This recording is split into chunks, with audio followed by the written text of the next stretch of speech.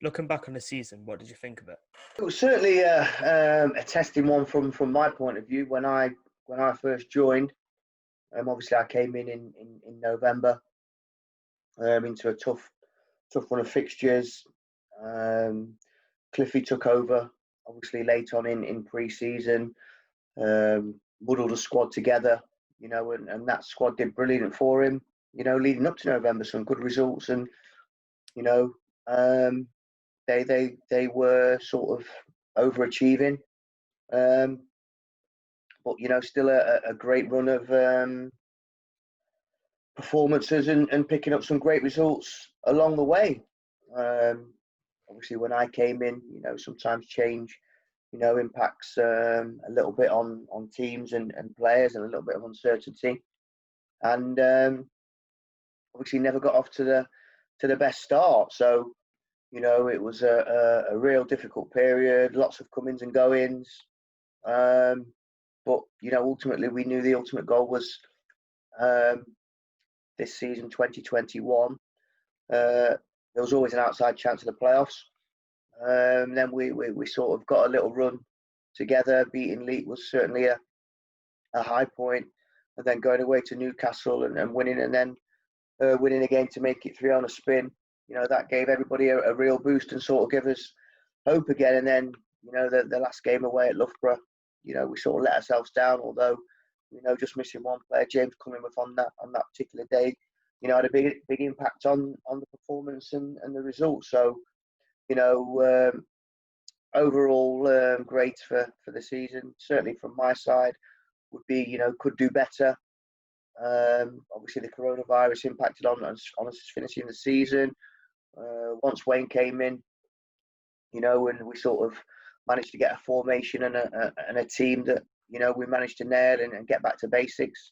I thought we were really good value for money. So with difficult circumstances, it certainly the season went well under Cliffy, under my tenure over the difficult period of the transition. It was very difficult for me and for the players, and having the season expunged, certainly would have probably we probably wouldn't have got in the playoffs, had it gone on anyway. So for me it was not a big deal. Obviously, if the shoe was on the other foot and would have been top of the league, eyeing for promotion, then it would have been bitterly disappointing. But it's all about this season, and I'm really looking forward to an exciting squad and fresh challenge. What would you say your aims are for next season? The only aim is promotion. I'm a winner. Cliffy's a winner, Elcrow's a winner, and most of the players are winners. And since maybe February, March, when we start to string a few results together, that's been the mentality. Work hard in training, work hard in pre-season. We've got plans to come back and start putting little 5 or 6 groups sessions on with the players to keep us ticking over. We want to hit the ground running, and with the quality that we've brought in, the new signings, along with the key players that we've managed to keep at the football club, the amount of players that are constantly messaging me wanting to join, it's fantastic times for the club and for the players. And like you say, just with the names that we've secured, this season just shows how highly the players out there think of the football club, how big the football club is, and we want to give the support something to shout about this season. What have you been doing, which you normally wouldn't do personally, was we've had this period of being able to play football and during lockdown? Yeah, it's been very difficult in all honest. It's took everyone by surprise and sort of put everybody on the back foot, really. I've been doing lots of things I wouldn't normally do. Baking and cooking with my daughter. Plenty of bike rides. I've been desperately trying to get a load of fence paint for the last 6 weeks, not been able to get any. It finally came on Monday. So knowing what the weather forecast with rain coming up, I then managed to spend 8 hours painting the fence yesterday. So Jesus. The hay fever sort of kicked in a little bit today, and not wearing a mask and things like that. So Yeah, I certainly put a good stint in yesterday, but I never would have normally done that. I'd have got someone in and paid them to do it. But with the rain and forecast, it was, I tried to get as much done, yesterday. When you was playing, and then when you was younger as well, who would you say was a player you looked up to? At the time when I first went to Aston Villa, it would have been David Platt. It was just his overall, his work rate, his effort. He'd always stay behind after to do extra training. If he was doing some finishing, he'd ask the young lads if they wanted to join in and do it with him. Just a great role model, just in terms of his fitness levels. I remember coming back pre-season and doing the bleep test, and I think he got in the 20s, which was phenomenal. Any top athlete player now would be getting around the 18, 19 marks. That's why he went on to play for England and obviously went to Bari for £5.5 million from Villa there on inwards. So, he was a very good example and somebody who just had the right attitude and work ethic that, something that certainly stood me in good stead for my career. I've been having a few conversations recently with a few different people, and I've had a bit of a debate. Jaffa cakes, yeah. Would you Yes. say they're a cake or a biscuit? Me, I would certainly say they are a cake. When I was younger, Jaffa cakes, they were a real privilege, along with original Lucasade. If you ever got Jaffa cakes or Lucasade, it was either because you was ill or your mum and dad had come into a little bit of money. So there was a rarity. So for me, there was always a luxury cake. A biscuit's always a little bit further that you can dunk in. If you dunk a Jaffa cake in a tea or coffee, I'm sure that would melt pretty quickly and fill in. So yeah, it's definitely a cake all day long. Who would you say has got the best banter in the dressing room? Banter in the dressing room, I have to say, it's got to be Kieran Fenton. He's been top draw, and since this lockdown, the group WhatsApp's come alive, with the new signings, the banter's flying around thick and fast. And, the more you get to know Fence, you realise how funny he is. He's got a unique sense of humour, very dry. But, once you get to know him, he's a really funny guy. And, I'm expecting big things from him in the dressing room this season. Yeah, even though you was a forward whilst he was when he was a player, I have been told that Kieran Fenton is your favourite player. Do you mind to elaborate on that a bit? Oh yeah, Fence. He knows he's like my second son, Fence. I've always loved him. The thing I love about Fence is the hardest trainer. He loves pre-season. He sends me videos all the time of him doing the bleep test and doing insanity at home. He's a complete role model.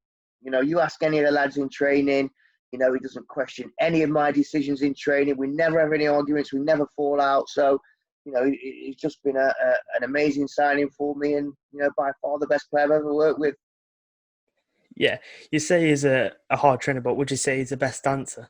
Fence, to be honest, I don't think I've ever seen him on a night out. So, I know he's got the banter, but, hopefully, now he's had the baby that, his missus might allow him to come out on a team night out with one of the lads, because we'd love his banter on a night out, and certainly one of his Christmas jumpers, and him certainly buying around. Yeah, who would you say is the best dancer in the squad? The best dancer, from what I've seen last year, it's probably going to have to be Tom Marshall. Yeah, he's got the body popping, he's got the break dancing, and he's certainly got some rhythm for such a stiff guy. I'm giving someone credit for the dance moves. Who would you say is the worst dressed? The worst dressed, unfortunately, he's left now or he's retired. I mean, I still think there's a chance that he may come out of retirement, but yeah, it's certainly Fabian Smith. He's still got clothes from the 80s, and ever since I was a young lad at Scunthorpe, when I used to donate him some of my the post tracksuits and things like that, he used to snap them straight up, because his gear has never been great, and I'm sure it's still as bad now. Going on to a few supporter questions, Ellis has asked on Twitter, what's on that secret notepad you always carry around? Well, I mean, since I signed for Ilkest anyway, and the other teams that I've managed is that, at the top of my, notepad, it's just all about Kieran Fenton. Give Kieran Fenton the ball, give it to Nat Watson, and they'll do the rest. So, that's the game plan. That's all I tell the players in my team talk. Give it to Fence, and then give it to a player that can stick it in the back of the net and we'll win a game of football. It's that easy. Kev's asked on Twitter, what made you want to take on all that is Ilkeston Town? Knowing about the football club, from the Keith Alexander days and the success when there was, high up in the accolades, when there was in the conference, always had a fantastic supporter base. And when I was finishing my career and I went to semi-football, obviously I came to Ilkeston and saw what a fantastic stadium and football club it is to be at. So, it's a fantastic opportunity for me. I'm thankful for the opportunity from Dave, Mark, and Andrew for getting this chance. And I'm going to grab it with both hands because, they've given us a fantastic platform, not only with the developments off the pitch, but, the signings we made on it. And, I really feel a great sense of optimism with, what we can do this season and what we can do over the next 2 or 3 years, because I think it's going to go through the roof. And now that with the lack of football and the coronavirus, we're hoping the fans are going to come out in force, and the old community with the academy and the 23s and the 3G, although be it delayed, and the office developments, it's going to be a fantastic place for the community and the young people at the football club. And all we want to do is aspire to get in that first team, and who knows, we can start putting on the conveyor belt of the Chathams and, getting players back to the pro clubs again. Scott's put on Twitter that is asked, did you ever finish a Panini sticker book off? He said the only sticker he was ever needing left to fill it was actually one of yours. Yeah, I've seen the picture of that, of the Stoke City type when I had my little curly perm when I used to spend a fortune on gel. I'm still not a bad looking lad in that picture, I must say so myself. No, I never actually used to finish them. When I started collecting those, way back in the early 80s, I think it was 50p a pack of 10 stickers. And I think I always got to about 4 or 5 left. And I always used to have to send off to the Panini for the ones that I wanted and get them to fill it up. So, no, I was never lucky enough to fill one off just by buying them. But yeah, I did manage to fill them up by sending off for the ones that were missing.